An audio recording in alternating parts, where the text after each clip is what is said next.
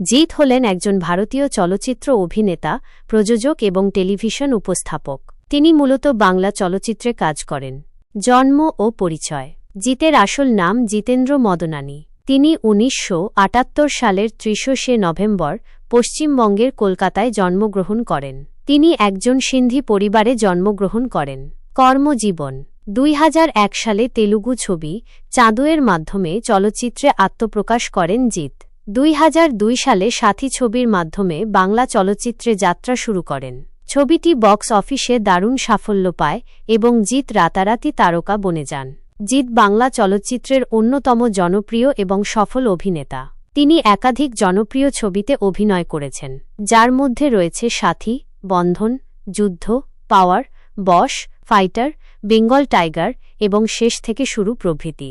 তিনি জিৎস film works নামে একটি প্রযোজনা সংস্থাও পরিচালনা করেন। ব্যক্তিগত জীবন। জিৎ ২০১১ সালের ২৪শে ফেব্রুয়ারি মোহনা রতলানীকে বিয়ে করেন। তাদের একটি কন্যা সন্তান আছে, যার নাম নভন্যা। জিৎ তার পরিবারের সাথে কলকাতায় থাকেন। ধন্যবাদ। আপনার সাবস্ক্রিপশন আমাদের জন্য অনেক মূল্যবান। আমরা সবসময় চেষ্টা করি আপনাদেরকে সবচেয়ে সঠিক এবং আপডেট করা তথ্য দিয়ে সাহায্য করার।